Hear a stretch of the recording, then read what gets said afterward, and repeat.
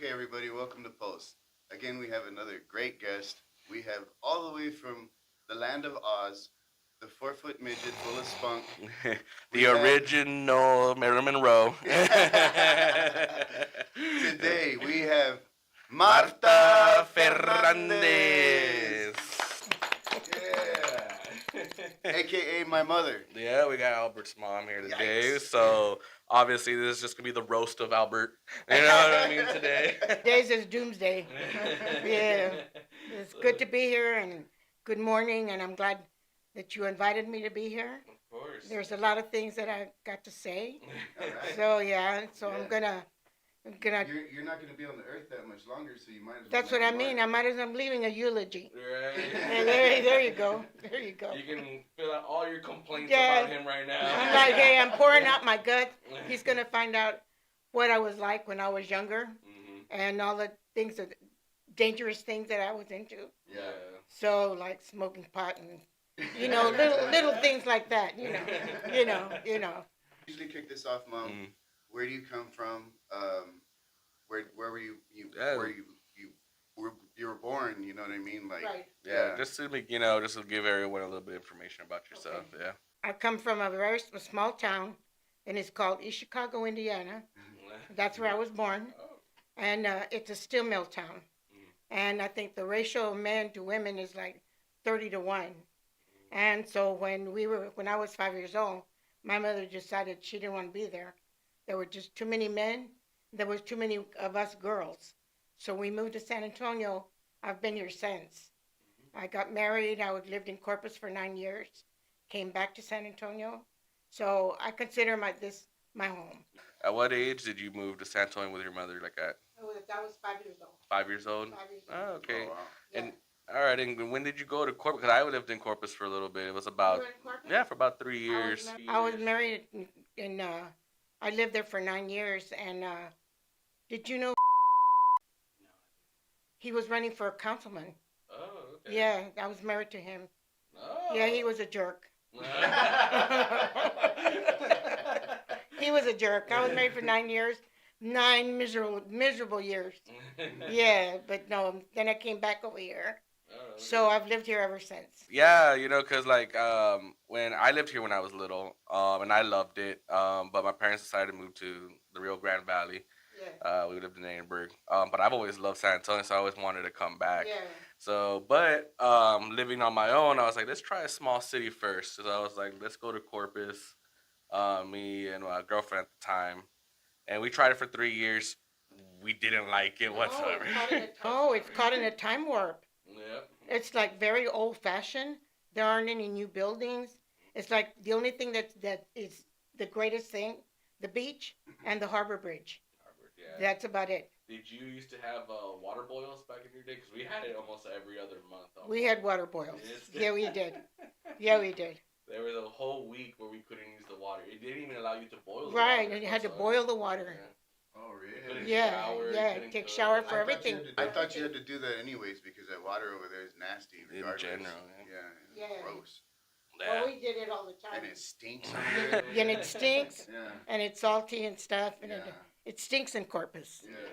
Yeah, and then that sand that you get on your neck and back of your elbows and stuff, and all of that good stuff. But if it makes Corpus feel any better, I got stung in the nuts by a jellyfish.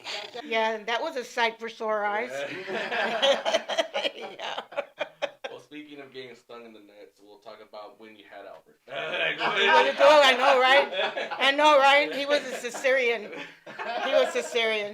He wasn't a pain in the ass. Yeah, he was Caesarean. He weighed 8 pounds, 3 ounces. Oh, 8 pounds. He was 21 inches long. Okay. Yeah, he was a good size. Stopped growing since then. So what you see is what you get at birth. Yeah.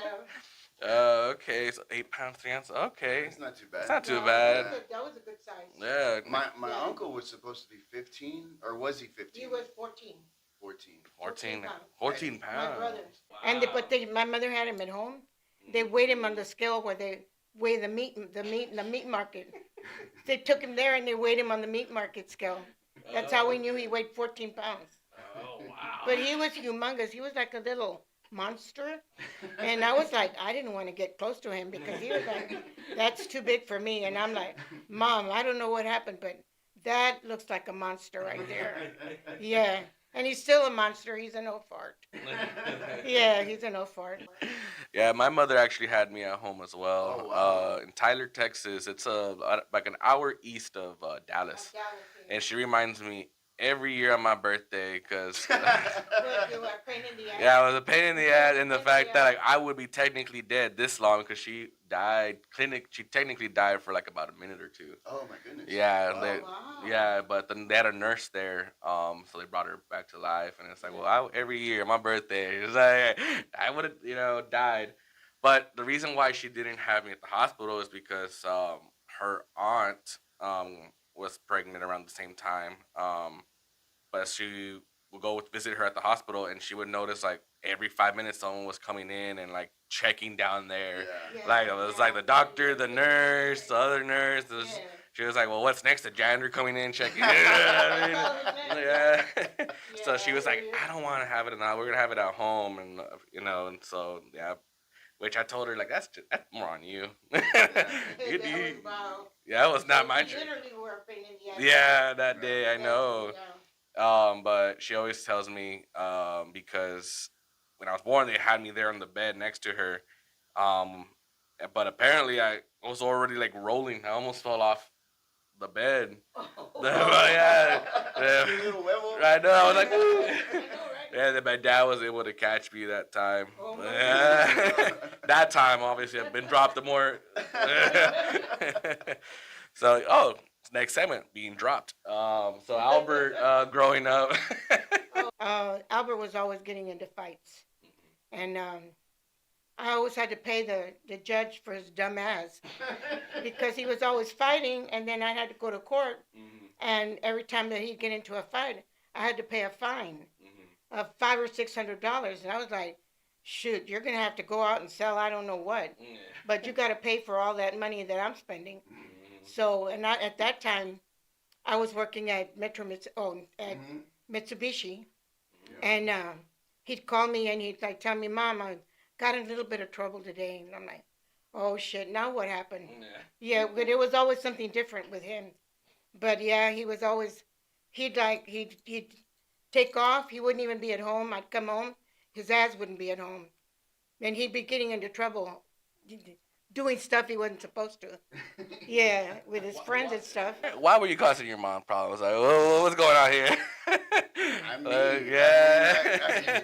And a lot of dangerous things because there was a couple of times that these guys came and they had a gun. Yeah. They were trying to rob him. And he was only in junior high.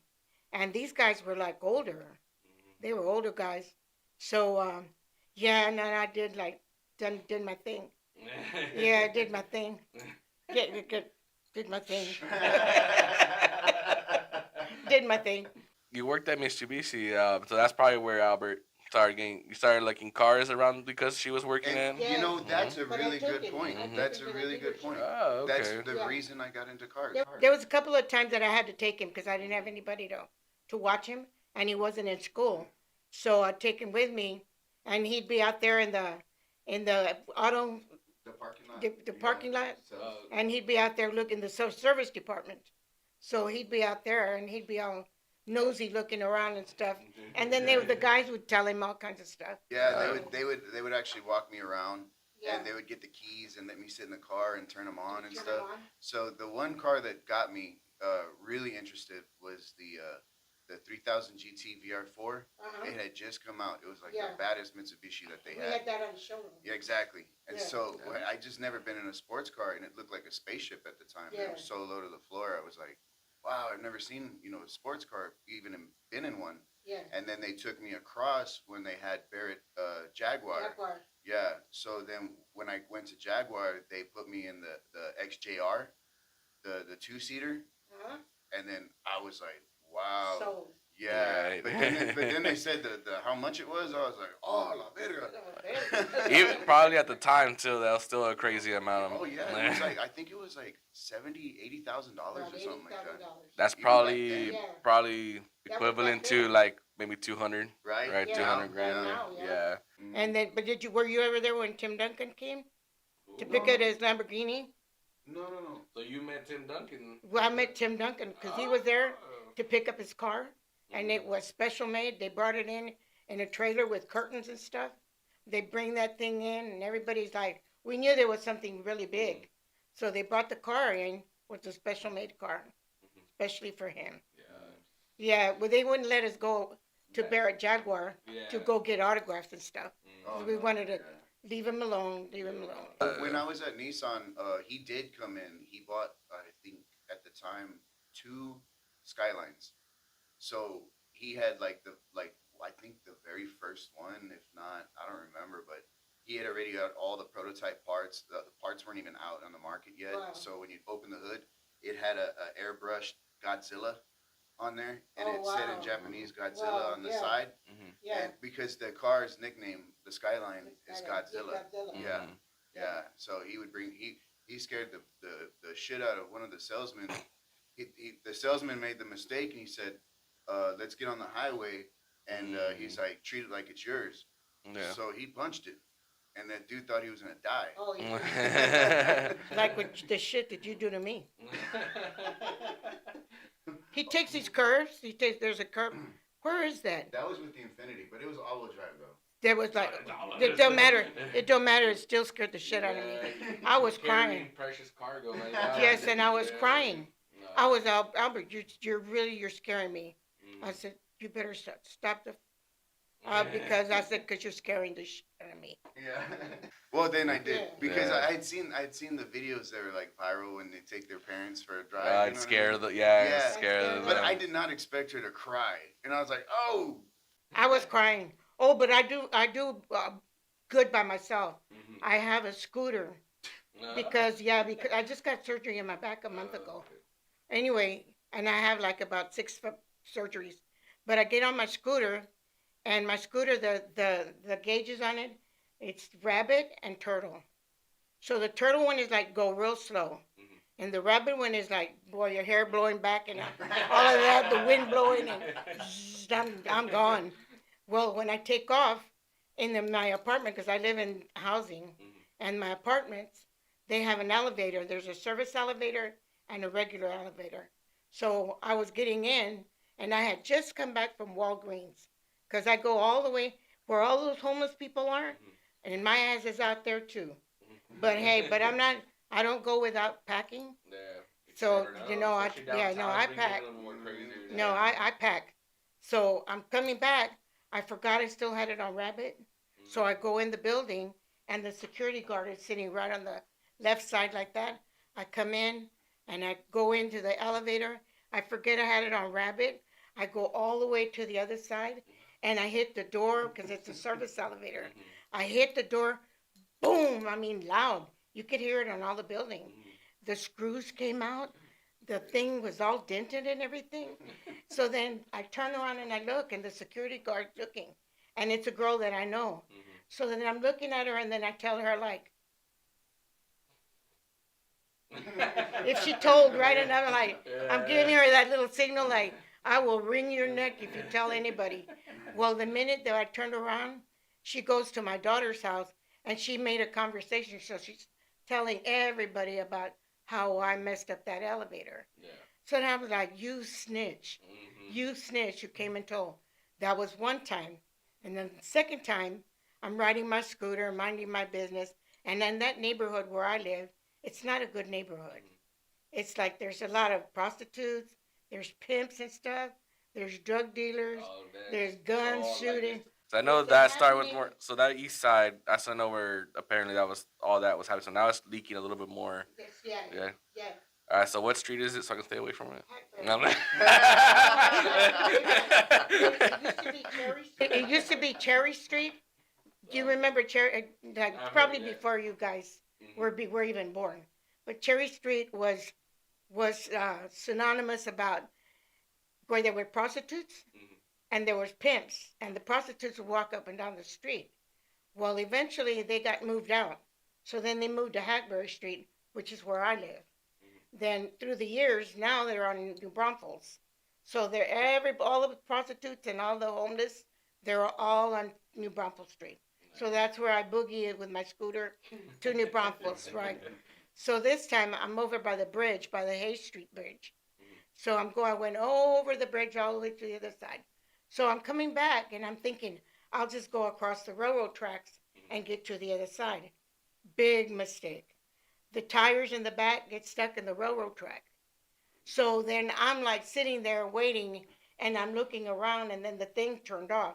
Because if it makes a sudden stop, it'll turn itself off. So this one guy coming out of a building, it's a print shop, coming out of the building sees me and then he goes, "Hey ma'am, are you in trouble?" And I said, "Yes, I can't get my scooter out of here." So he comes and then my scooter is that kind of, you fold. So he picks it up with one couple of hands and he like moves it over and then "Are you all right?" And he helps me cross his tracks and stuff and yeah, but then I'd like turn it on rabbit and I was gone. Oh, that took off. I took off. So tell me about your bar life when you used to go to the bars. Oh, I used to play pool. Oh, I play pool. I used to play pool. Oh, okay. I like playing pool. I'm not good at it, but I definitely want to get my own just so I can keep practicing because I just love it. And Yeah. It's so cool. Yeah, you just gotta use a little English. Yeah. Yeah, that's all. Yeah, you know that's what they call where you determine where to hit the ball. You calculate, and it's called using English. Okay. Yeah. Yeah. So I used to go with the pool sharks, and we went to this one bar, and they were these rednecks, and so we're in there, and the girls we were like followed the what do they call those, the groupies? The groupies. We followed the team and everything. So our team is playing, but we had one pool shark that we had to get because we were short one guy. So this pool shark used to play the commander. Well, when the guys come in, they were playing. Everything was going good. We're like, I'm having shots, tequila. I do this tequila shots. Yeah, I can outdrink a lot of men in the tequila shots. And so I was doing the shots. This guy comes in and he looks and he goes, "What the?" He goes, "Who's that guy over there?" I said, "Oh, that guy is at that other team." He goes, "What are y'all doing? That's a pool shark. No wonder they're winning because that's a pool shark." So then the fight starts. And it was like when the ants start fighting and they're like rolling like this. That's how that was. So this one guy had the boot, pulls out a gun. He starts to shoot. Well, they grab him by the hand and he's shooting wild. He's just going wild. He shoots. By that time, I'm up. I'm up out of that table. I'm running out the back door. Yeah. I'm like, I'm out of here. Well, when he shoots, and I hear the bullet go right next to my ear. Ping. And it went right out that door. Because I opened the door, it went out that door. But I could have gotten shot in the head at that time. I was like, that's when I stopped all my bullshit. But I used to go to the bars, and I used to bet, put some money down on the table, and I'd say, "I bet you I can outdrink you." And sure enough, they put their money, and I go, "I'll double that. I'll double that amount." He said, "Okay, you got it." So it's like, shoot, man, we're gonna get this. We're gonna get this lady. We're gonna get her, right? So they'd start pouring the tequila, and I'd be drinking. I've gone as high as 13 shots. Ooh, there you go. Yeah, 13 shots. That was with my son-in-law, and he was like, "Oh, Mom," goes, "you can't outdrink me." I'm like, "Let's come on, you buy the bottle and we'll drink." So we were at home at his house, and we're drinking. Then I'm waiting for the 13th shot, but he kept up with me pretty good. And then I'm looking at my daughter, and I thought, "Hey, where's my son-in-law?" Goes, "He's in the bathroom with his pants down. He's passed out, but he's laying on the floor because he fell off the toilet seat. He fell off the toilet seat." So, yeah, and then the next time I see him, he's like this, "Mom, you're chingona. Yeah. You're chingona." He goes, "You beat me. You beat me." You gotta put them in their place sometimes. So what else do you want to... So talking about the bars, the craziest time I had was actually in Louisiana. When I worked over there in New Orleans, Bourbon Street. I didn't know it was open 24/7 the first time I went. Oh, Yeah, it's open 20. crazy up in there. Yeah, and then so we had a full 2 days off. It was the first time they gave us 2 days off in a row. Usually you work 14 days, you get 1 day off. they gave us for that extra second day because it was a holiday. Our break, with our crew landed right before a holiday, so we were drinking the entire night. It got, and then for me, I went and was like, all right, guys, I'm gonna go to the restroom. I was already completely drunk. And then they say they found me just like this over the urinal, just asleep. just yeah, I was just asleep, just right Well, there. you were standing up. My Yeah. son-in-law was bare ass on the floor. So like that was for me where it's like, all right, I really need to stop drinking heavily. Yeah, like I fell asleep with just in my hand, just. But Oh, I remember one time I was drunk and had been after this silver bracelet, and she caught me when I was drunk, and I'm like, when I was drunk, I would be in a giving mood, and I'd be giving this and giving that and giving. I do that all the time anyway. So yeah, and she's like, Mom, she goes, how much do you like that bracelet? And I'm like, this one? She goes, yeah, how much you like that? I said, well, I like it a lot. She goes, Mom, but how about if you gave it to me because, hey, then when you pass on, I'll have something to remember you by. Well, Chinga, I'm still around, and she's got that bracelet, and I didn't even get to enjoy the damn bracelet. So. I know there's been times where, as a little kid too, it's like I try to trick my grandparents into giving me stuff, and it's like, it's like, Yeah, 'cause can I have that before God, you die? pretty much, yeah. Before you die, that way nobody fights for it. They tell me the same thing, like, oh, you're already trying to kill me off and take my stuff. I know, right? You already claimed all of what you want. Right. Yeah. Now I'm doing that with my parents. I'm more like, hey, so when you guys die, I get the house, right? know, right? they're like, hold on, what do you mean you're getting the house? I was like, I mean, just get the house. It's like, well, we're waiting for your grandparents to die so we can get their house. I'm like, oh, everyone's just trying waiting for the next person to die. But man, but growing up in Chicago, I have family in Chicago now. Oh, do Yeah, I got Yeah. some uncles and cousins. They actually really like it there. I haven't been. I know my wife's been once. But growing up in Chicago, or at least you probably near Chicago, how was that like? Like back in those days? It was crazy. It's like back then there was something called the syndicate, the numbers racket, Mhm. and it was kind of like the lotto, kind of a little bit like that. But anyway, there was because my aunt owned a restaurant, so when we would go, we would stay in the back part of the restaurant. That was the part of the house. Anyway, we saw a bunch of things. We saw a couple of times. We kept smelling something in the alley because we would play in the alley, and we'd smell something in the alley and real strong pungent smell. Well, come to find out, there was a dead body, and the police had come. That somebody reported it. They had that body, and the body was decomposed and everything. They took the body out, and it was like this. It was stiff, where it had been dead for quite some time. Then another time we saw this one guy, and it was a Puerto Rican guy. He was trying to kill his wife and the kids. So they were in the basement apartment, and we could see. And then in Chicago, they have the wire things across the little windows, and it's a real thick wire that they have on there. Anyway, we could see through there, and we could see. But he poured gas all over the place. But what he did was the hot water heater was in the living room, and he sat down with a gas can, and he's the one that got burned in the apartment. They took the lady out with the kids through the window, and it was this big, heavy set lady. They squeezed her out of a little window.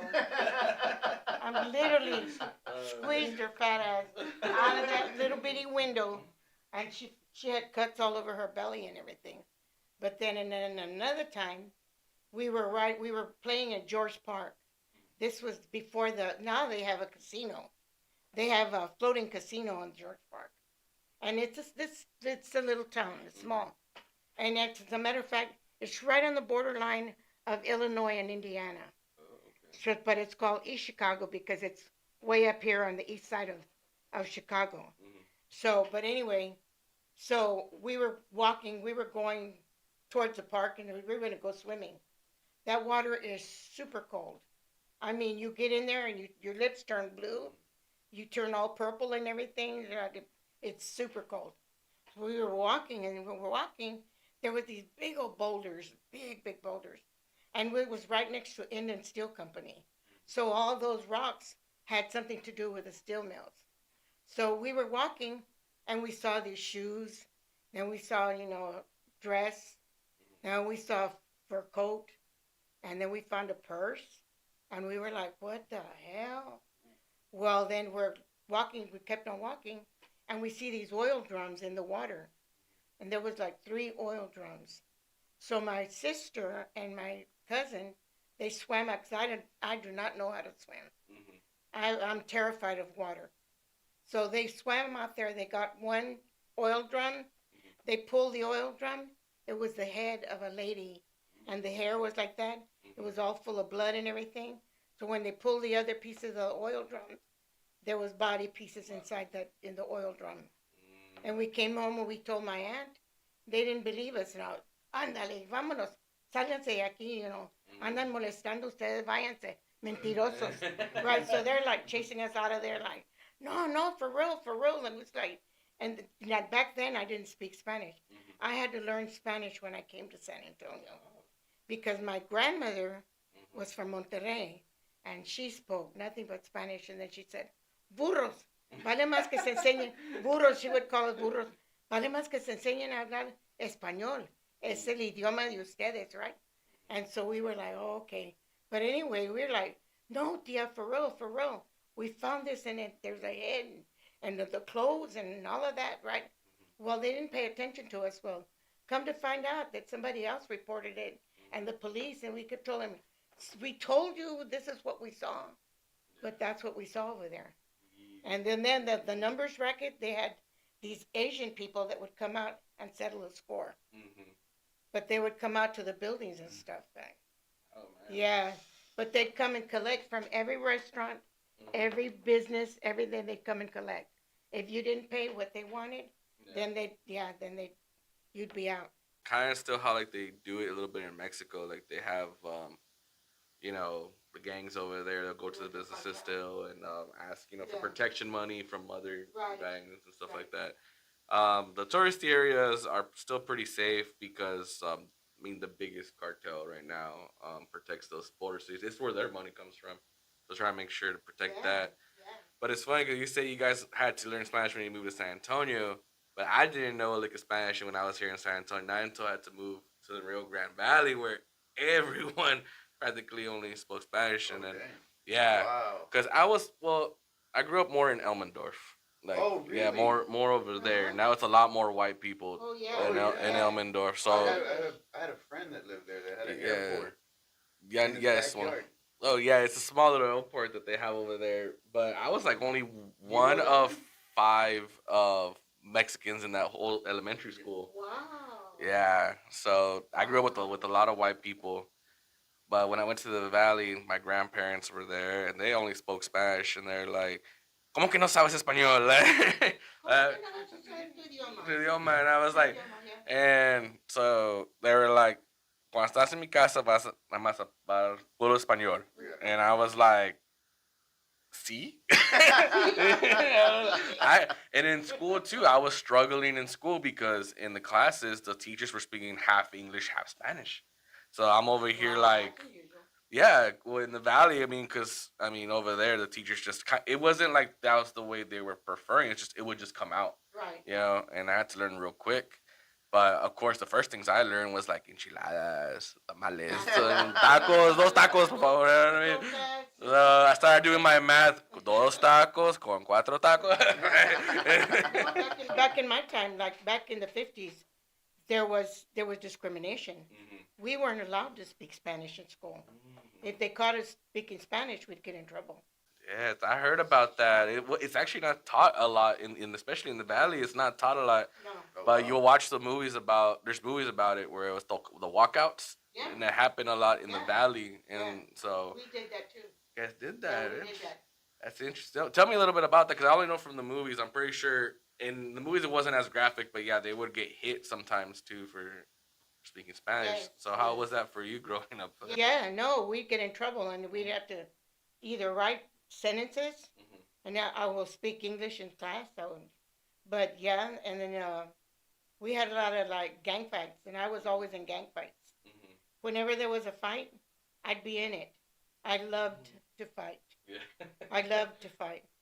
And I don't know where he gets it from. Yeah, the only thing is that I didn't have to pay for my fighting, but I had to pay for his to be fighting. See, she didn't get caught. I didn't get caught. See, She was smart. I was a little Well, bit smart. If the state didn't pick it up, I would have been all right. But the state picked it up, and I had to every time. But no, after school or when we'd have a pep rally, Mhm. it was like for sure, we were gonna have a gang fight. Yeah. So it was all the Mexicans, and then, well, of course, we retaliated because Yeah. we weren't allowed to speak our own language. And back then, they didn't do anything about it. You know, if we had, protested or whatever, we might have gotten that privilege to speak Spanish but we didn't, and it was very different. And then, of course, the segregation with the black people. So they sat in the back, in the bus. They went through the delivery entrance in the restaurants. They weren't allowed to sit around the rest of the people. They had a special place where they sat them, Yeah. and it was like way in the back, or close to the kitchen area, or close to the bathrooms. Yeah. That's where they sat. So was it different also with like Mexicans? Like did they have like their own little Yeah, we section had of the them? Mexicans too. Mhm. It was just predominantly white. Mhm. That's what it was. Okay. So the Mexicans, we were separated also, Mhm. but we could sit, like in a bus, Mhm. we could sit with everybody else. Oh, okay. But the black people had to sit in the back, Okay, it was like in the back. Mm, And then we couldn't have any communication with the black people because if they saw you, then you'd get into trouble too. yeah, I didn't know about like the no communication part. You hear about just the general segregation, but to talk, I didn't know about Yeah, that. That's crazy. yes, Huh. I didn't Yeah. know. That's something new. See, Yeah. that's the thing, man. Like, there's a lot of history that's just like, this, and that's all. You don't hear a lot Yeah. about like these little Yeah. nuances of like, Yeah. Well, also there was a big thing when you got here or when you were born. That what was your first job when you got here when you were a kid? Oh, we went to the Piscas. okay. You know what that is, right, babe?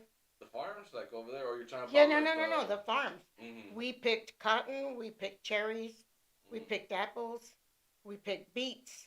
Mhm. When that job was a bitch. Oh, I bet. That was a bitch. I've had cousins who had to do that as Tomatoes, we picked tomatoes. I remember when I was little, I remember that stuff that comes off of the plant, Mm-hmm. it's like fiberglass.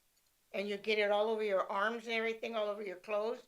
At the end of the day, it'd be hurting, it'd be everywhere. But yeah, it was crazy. No, yeah, no. I've had cousins who've told me that that's pretty bad. Like compared to them, I mean, I grew up a little bit more privileged that way, where I didn't have to do picking. Obviously, I went to go steal oranges from like the farm, just go. Because where I was, there was like past the canal, there was orange trees and stuff. We would just go. I'll just jump the canal or just grabbing orange trees. We do that with the apples. With the apples. Yeah, but the farmer had the pigs in there to eat the apples that would fall on the bottom. Well, then we would because there were these huge pigs. I'd never seen pigs like this. You see the little cute ones, all real cute, pink and everything. No, these look like monster pigs. They were like huge. Anyway, we'd run from one fence all the way to the other fence to see who could get to the other side without the pigs getting you. And at the same time, we'd be grabbing apples, and then we'd be running from one end to the other end. Mm-hmm. Yeah. And then another time, we were in the barn, and the girl, the daughter from the farmer, she was playing with us, and we were up there, and they had a popcorn machine, and we were playing in the hayloft, and there was hay, big stacks of hay and everything. We were playing up there. Then all of a sudden, we were playing hide and seek. Well, she grabs the wire and swings, and she got stuck to the wire because it was electrocuting her. Oh. So we had to go and unplug the thing, Mm-hmm. but she fell. She went to the hospital and everything, but we were like, but she jumped, she grabbed the wire, she swung, and she's like, Stupid. yes. And my cousins, But why was there an electric wire in that barn? Yeah, that's a good point. because they had that popcorn machine and stuff. Oh. They had different okay, things, yeah. okay. So they had the wire, Mm-hmm. yeah. And then my cousins would go and grab the wire from the around the barn, around the farm. Yeah. They'd grab to see who could stand the longest. I've done that. I've done You've that. done that? Yeah. I've done it too, but it was Oh, just you've done it I'm, too? the moment I just I'm like, nope, I'm done. Like, nope. I was always more the person that goes slow, but other people would just boom, you know what I mean? Yeah. Of course, but when you grab it, your muscles tense, Yes, so yes, it's so yes. much not more you holding on to, it's more your it's a contract. So if I went slow, I would feel it beforehand. So I was like, nope, no, thank you. Yeah. If it stops that 1,000-pound cow, it's stopping my ass. You know what I mean? That should say something for him, Exactly. Okay, Mom. So you can say his name, but not the full name. But how did you meet my dad? We were at a bar, and of course, we were like, I was out drinking the guys and stuff, so. And I was like making money, so, yeah. Oh, hell yeah. And anyway, I met him at this little bar. I had a friend that she liked to go to the bars and stuff. So back then, it was like, I wasn't able to go anywhere because I already had my kids, not Albert, but I had my two older kids. Anyway, we went to the bar, and we're sitting at the bar, and he starts sending us drinks, and I'm like, hey, this is good, shit, free drinks. Hey, we can do this. Shit. So every time I'd finish mine, he'd send me another one. So that's how I met his dad. But yeah, and I punched his dad out a couple of times, punched a hole in the wall. What else did I do to him? Talk about when you caught him, when that lady told you he was been cheating. He calls me, right? And I'm at his house. She calls me and then she tells me, she goes, yeah, well, his clothes is here. And I'm like, well, I'm at his house. Well, yeah, but he comes over here all the time. I said, but I'm here right now. And then she says, I'm the one that tore your clothes in the closet. Bitch, are you freaking serious? I'm like, so now I know who it was. Yeah. So he had just had surgery, and I don't remember what the surgery was about. It was his back. So he's laying on the bed. So I go in there, and my oldest son, and then I say, look, no matter what you hear, you don't open that door, you don't go in there, you just stay outside, because I got this. I got this. So I go in there, and sure enough, he's like all goofy and everything. So I climb up on him, and I put my knees right here, so he can't move his arms. Yeah. So then I'm like, and punching him like, you son of a bitch. Like, and so who's this? And who is this? And why is she calling me and talking to me? And how did she know that I was here at your house? Yeah. So anyway, so I did that one time. It sounded more, you were more pissed off about the clothes. I was, yeah, and that was more than my clothes. It was like my good clothes. Shit, I was like, bitch. Mess with my man, don't mess with my clothes. Yeah, you can have the man. I don't give a damn about him. But yeah, but I got him good. And outside, and he had the cue stick, and he goes, let me in there, Mom. He goes, I'll get him for you. You don't have to. I already got him. I already got him. And then what'd you do? You just left them, right? You pretty much left them at that point? Yeah, so I left him. So then another time I caught him, but then I followed him because he had come home and he got the wrecker to bring him home because the van wouldn't start. So me being the little detective that I am, I find that little pink slip that they give you as a receipt, where they give you the address of where they picked the van up. So then in his Cadillac, mind you, because he lent me his Cadillac, and I had the pistol. I had the pistol with me.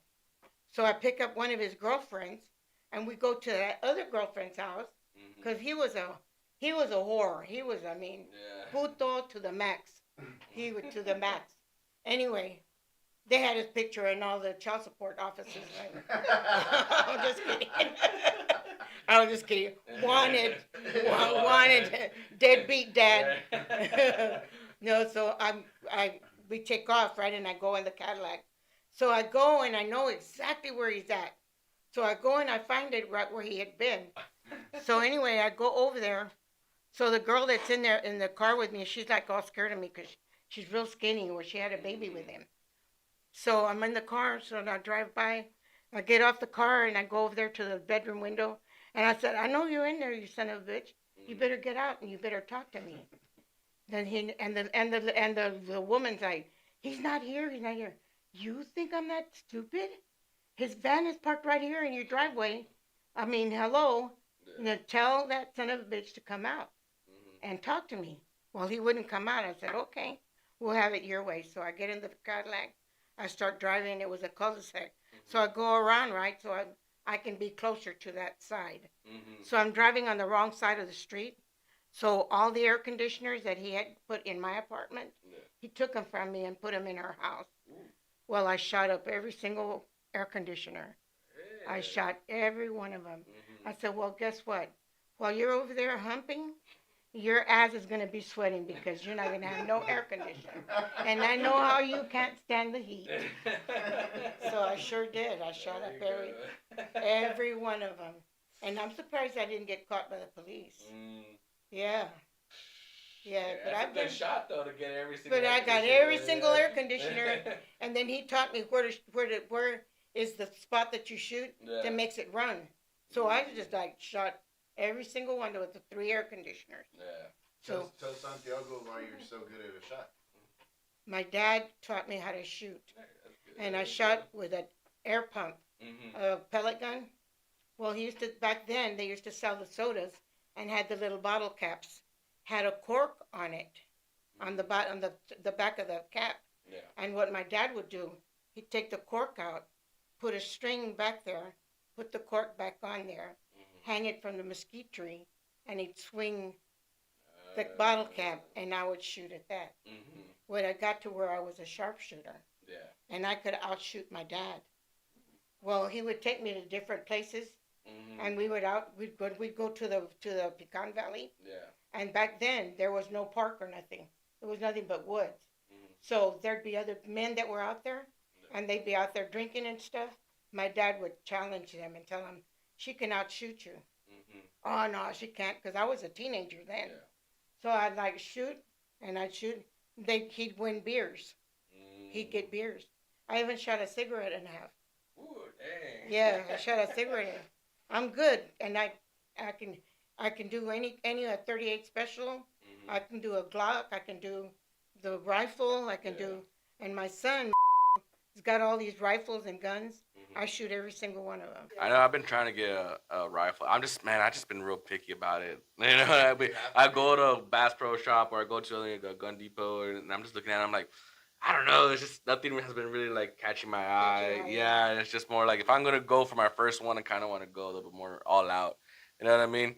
I'm talking about. I want to go a little bit more all out. I want all the specs. You want an AR? I wouldn't mind an AR, but I want the. I mean, I know you have to buy it separately. I don't think they sell them at the stores. Like they extend. You're talking about the AK. No, I don't want the AR. The AR you can buy it. No, but on top of an extended mag. Oh, yeah. No. Yeah, you can't buy them at the store. You gotta go. You gotta order it. But yeah, I want that with the scope. But for sure, I've been trying to buy like a full length of rifle, like a sniper rifle, like a fully. That's the one I really want. The one where it's just like where it's gonna like dislocate your shoulder. You know what I mean? I want them powerful. You know what I mean? Did that one time too. My dad, he would have us shoot, and back then, well, we didn't know, so he takes out the rifles, right, and gives it to me. So I'm standing there and I'm like shooting up, and didn't tell me to be expecting the kick. Yeah. So I'm like all relaxed and everything, and I shoot it because I shot the 22. Yeah. And I thought, oh, this is a piece of cake, right? And I get the rifle and I shoot it up in the air, and boom, and it kicked me so hard, it knocked me on the ground. So then the next one, the 30-06, I got scared of it the next time. I didn't know about that when it came, because I did the 22 gauge for my father, but my uncle gave me a sawed-off shotgun. You know what I mean? Yeah, and I'm like, oh, it's okay, it's a shotgun, whatever. But like, oh, it's a smaller one, so I went like this. I was 17, and I had like this. Next thing you know, I just split second later, I'm right here. Boom, just right in the face. And I had a gash right here. They probably did it on purpose. My uncle did it on purpose. So like just because a gun is smaller, like You know, same thing because you'll see those revolvers, those big old Smith and Mhm. Westons. You know what I mean? Like those have a kick as well. You know, so. yeah. But my uncle was such an anthem, man. So my cousin did that to me too. He had this huge rifle. I don't know what kind or what size it was or whatever. Mhm. But he was like, he set up a chair. He was crazy. This guy was just, he was nuts. Um, but he set up a chair. We were just chilling, and he put a cardboard, cover on it Mhm. with a bullseye that he drew. Nah. Right, and he put it on the chair, and then he walked us out. He pulled out this giant rifle, right? Mhm. But to me, because I was tiny, and then he's like, "Well, hit it." I'm like, "Well, I don't even know how to shoot." And he's like, "Give me this," and he loaded it, and he's like, "Get on the ground and hold it, and then aim down the barrel or aim down the sight, Mhm. and then pull the trigger." Yeah. Oh, okay. My dumbass. I stood up. Mhm. I stood up like this. Mhm. I forgot that he said to lay on it. Yeah. So he let me do it too. And Yeah. it went, God! Oh! That scope hit me right in the eye. Gave me that little crescent moon. Yeah. Nah, man, that's the thing. Like, I feel like it should be because I know there's other countries, and I'm blanking on the name, where they do have full classes in the curriculum during school, like Really?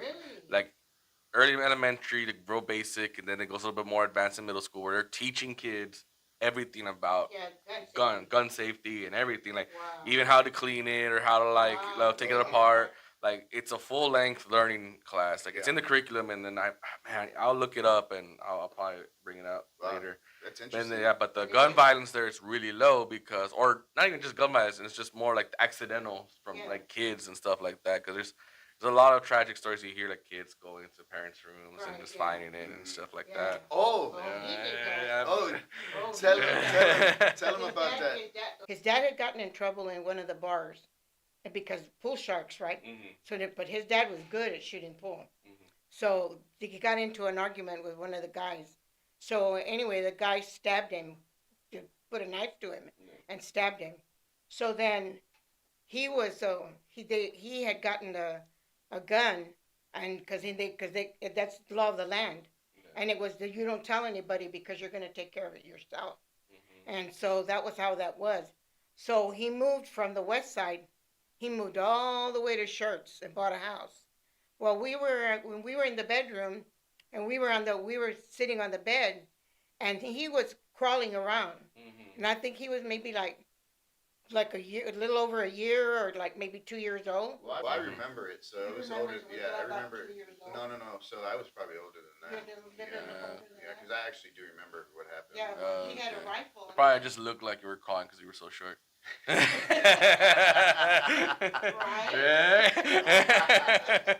True. True. So anyway, he's under the bed.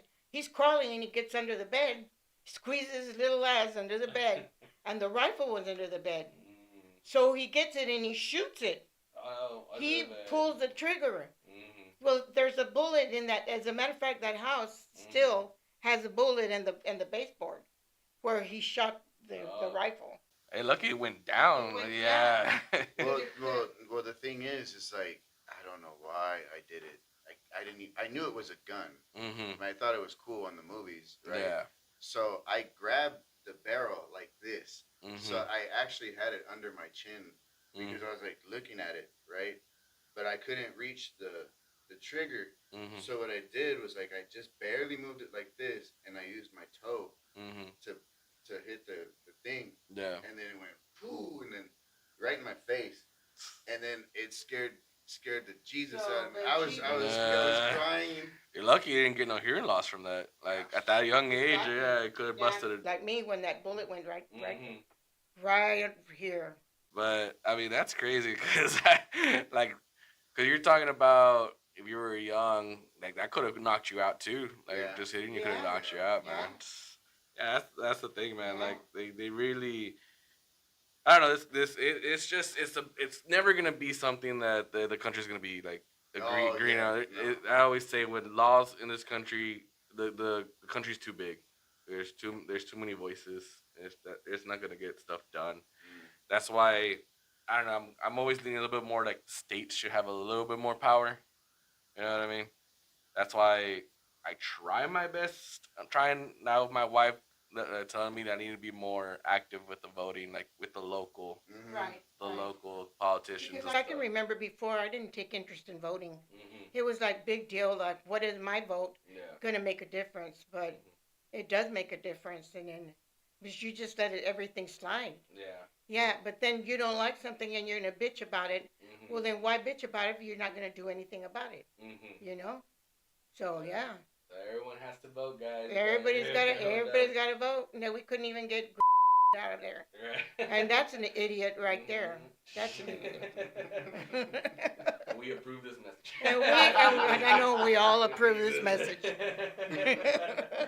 And it's crazy, you know what I mean? Like a lot of, I think what's really hurting the voting poll is the fact that, like the minor felons, you know what I mean? Like, I understand like the higher level felons, like okay, maybe you don't want them to vote for certain people, Yeah, but like right. lower level, but like if you just got caught for a blunt and you're arrested and stuff like that, like Who cares? who cares? You Yeah. know what I mean? Yeah. Like those are the ones that are trying to vote for legalizing weed. Like we need. You know what I Those mean? are the ones we're trying to put in. You're exactly, you Yeah. know, but but I wanted to ask you, cause I've known Albert quite a bit for a while now. I think I've already we've about 6 months now.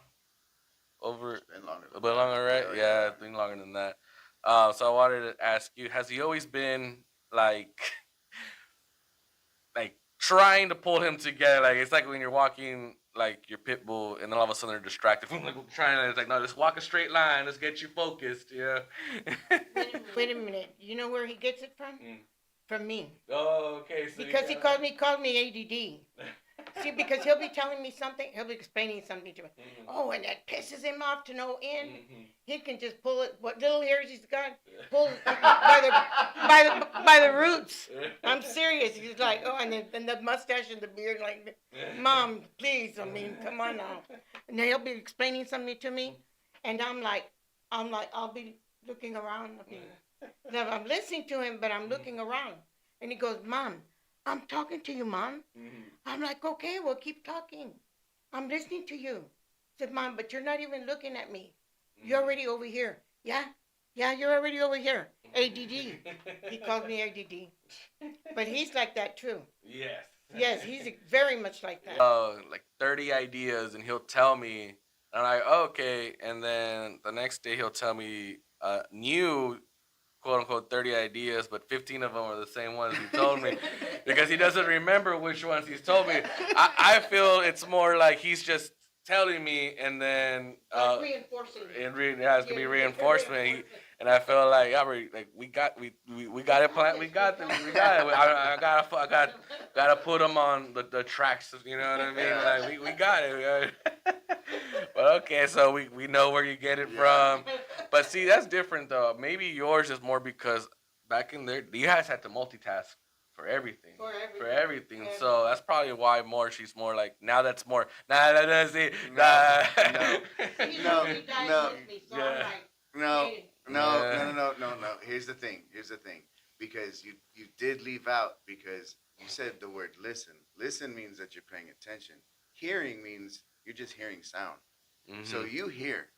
So when I ask you, Mom, what did I just say? And you're like, well, I don't fucking know. Well, then go ahead. Tell me what you just said. What the hell?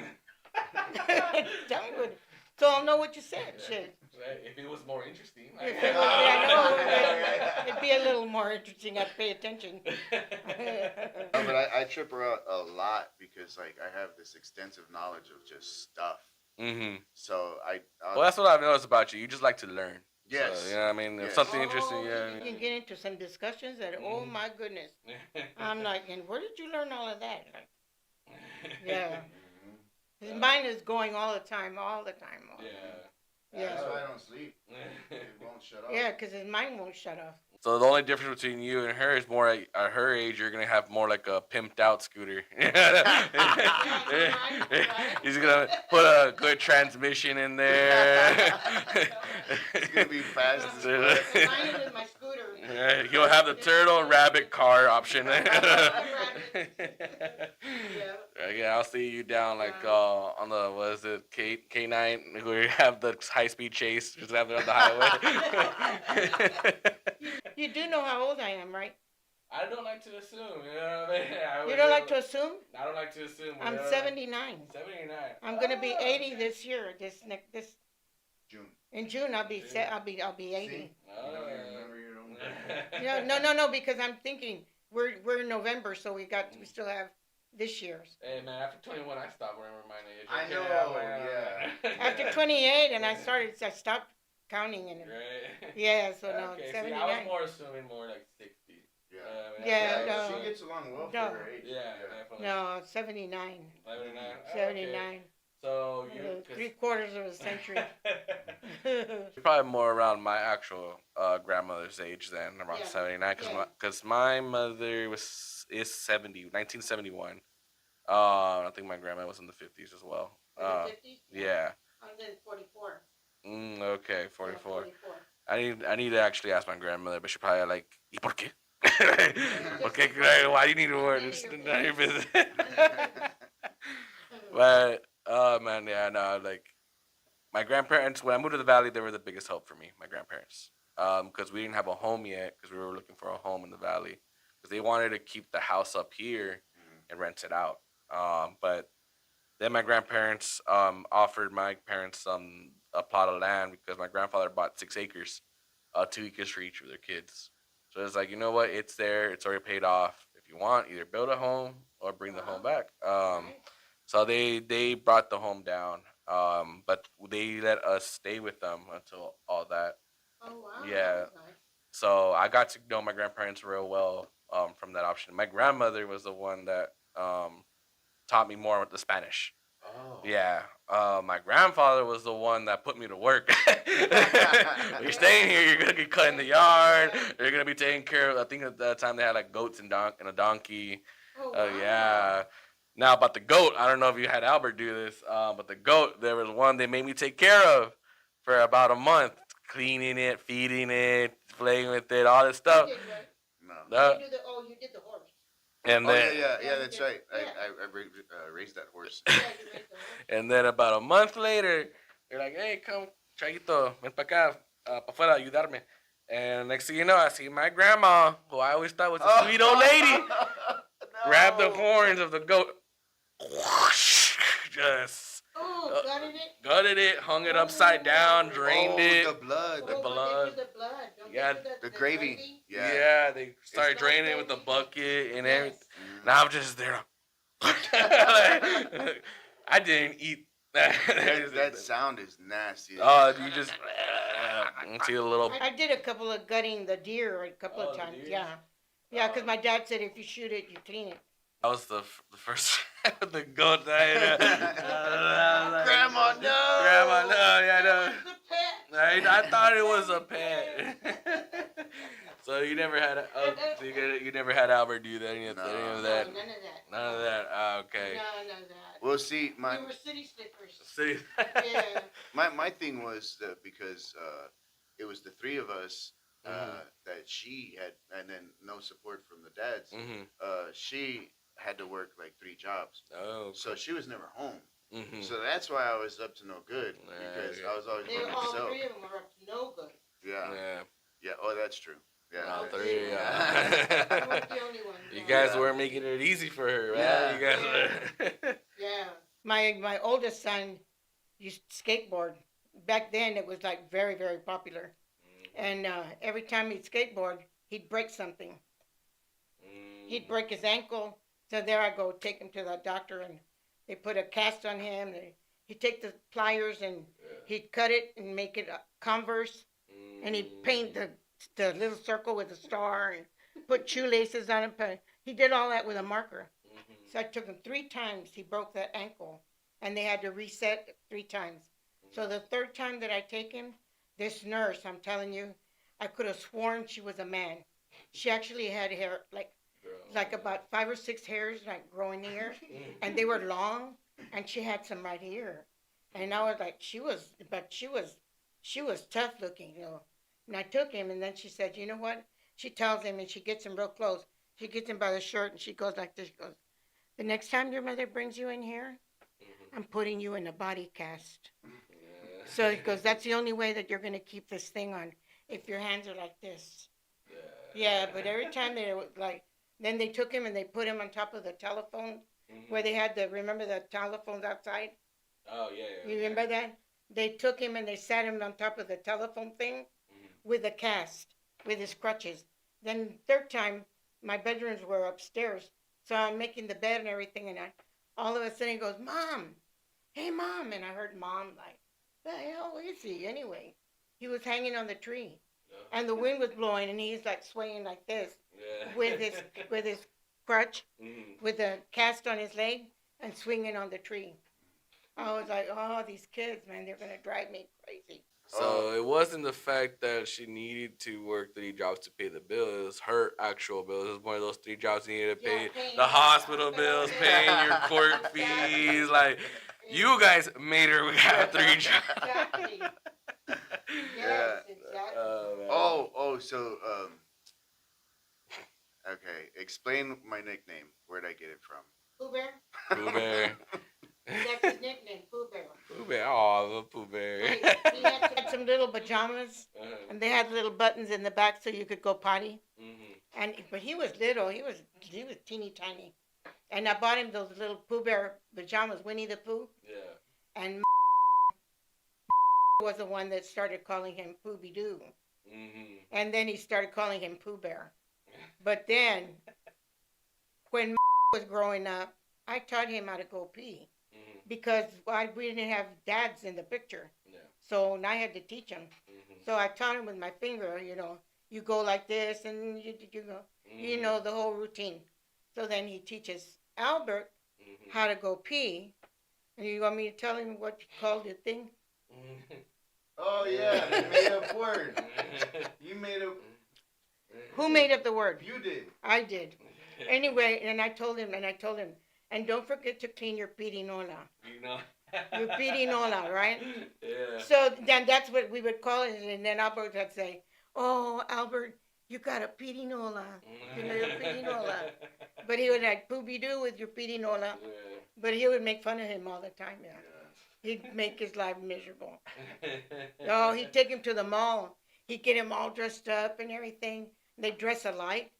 That's how he got the connection with the girls. Because the girls like, he's so cute. Oh my goodness, he's so cute. And then they'd be looking at him, and then he'd like, yeah, that's my little brother. And yeah, and he'd score. No, he said I was his son. Oh, he said he was. Oh, what a shitball. What a shit. Oh, tell him about the truck. What truck? You talking about the? No, my toy truck. Oh my God.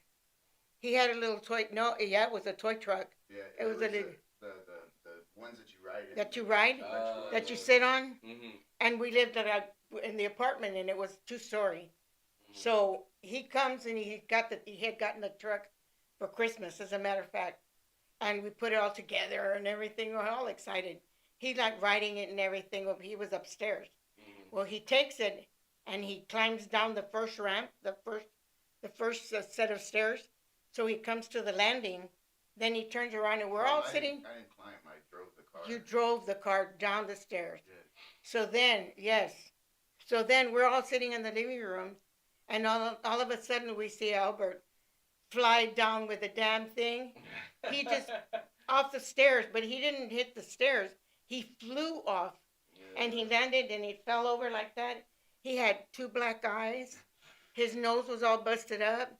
His forehead, he had a gash right here. But we just saw like, boom, like this. What the hell was that? He was landing on the floor.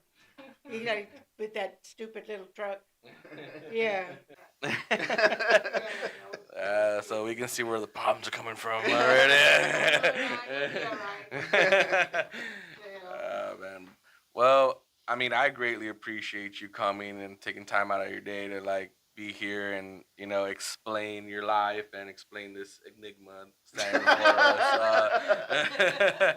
But hopefully, we'll have you back. You know what I mean? Especially because I know we know you have a lot more Yes. a lot more stories. If not, we would do a whole marathon podcast. Yeah, it would take about but a week. our cameras don't have the battery for it. Yeah. But we greatly appreciate it. You know, I'm glad that I get to meet you, and even just in It was my general. pleasure. You know, but so Yeah. you want to take us out, Albert? Yes. So thank you everybody for watching Pulse. We All right. appreciate and love you. Bye.